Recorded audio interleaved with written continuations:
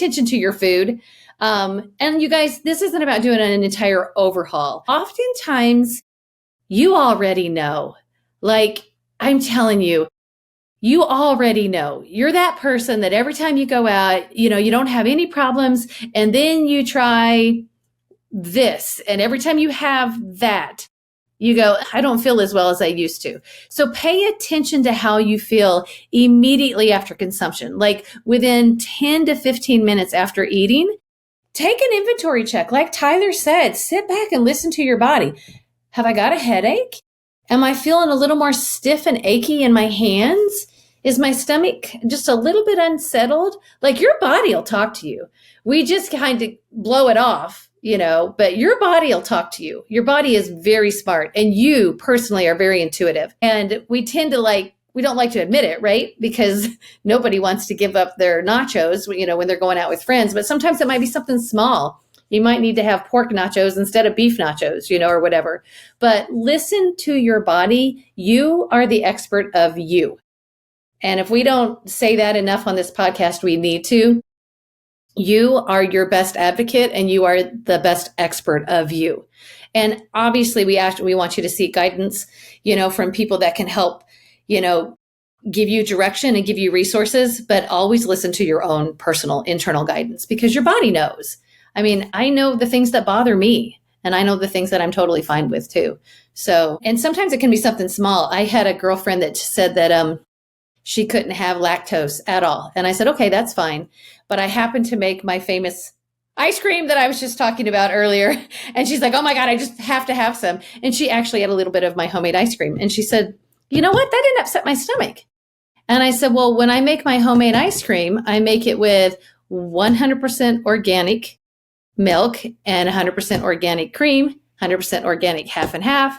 I use organic unbleached sugar, and I use pasture raised eggs, and my vanilla is organic. Like everything I put in my ice cream is organic. And she said, oh my God, I wonder if it's not that I'm lactose intolerant, but I'm intolerant to some of the preservatives and things that are in your traditionally bought dairy products. And so it can be very, like I said, it can be very like, oh, I didn't realize, because they expected to have a reaction to my ice cream and they didn't. And of course, my ice cream is filled with love and joy because I love to have friends and family over and make it. So there's a lot of energy behind it as well. That's really positive. So that's a tangent in another place. So, all right. Yeah. I just want to underline one thing that you said really quick before we go on to the next part. Absolutely. It's not about doing a complete overhaul. Like you are the expert of listening to your body. You are intuitively more aligned, in tune with what's going on inside of you than anybody else outside of you could be. And you could probably identify a few things that you could do for your health, right? Like you're probably like, oh man, I'm not sleeping well. I'm eating canned tomatoes and all these things. It's not about making all these changes at once. Just pick one that you feel like you could do right now. It's not a matter of picking the best one or the thing that's going to have the biggest impact. It's like, of all the things you could do right now, which one do you feel the most ready to do right now? Yeah. And pick that and do that for some time until it becomes a habit. And then the next thing will be the most obvious to you, right? So there's not this stress of just being perfect or fixing everything. I tend to, like, as health coaches, I don't know about you, Stephanie, but for me personally, I don't want to think about a bunch of different things at once, right. I tend to just focus on one thing at a time. I continue to do other things because I've created habits, and I let some things drop off and kind of backslide a little bit at times while I focus on another thing. But I don't like thinking like, and I've got to do this. I've got to put my phone away an hour before bed so I have my hour of no electricity before bed. Right. And I've got to make sure I food prep, and I've got to make sure I'm drinking enough water, and I've got to make sure I'm going to the gym, and make sure I'm taking my supplements. It's like, no, for the next 2 weeks, I'm just hyper focused on making sure I'm taking all the supplements that I've agreed to for this time. Right. Yeah. And I know the rest of the stuff I'll continue to do out of habit, and some things may slip, and that's okay. I'll come back to them. Yeah.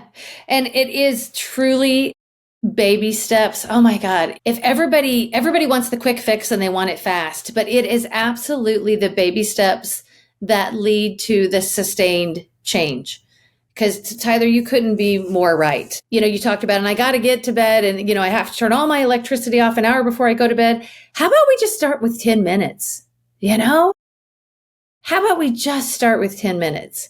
And instead of adding 8 cups of water a day, if you didn't drink any, how about you just start with 1? It is shocking how different 1 cup of water a day can be for somebody who doesn't drink water at all.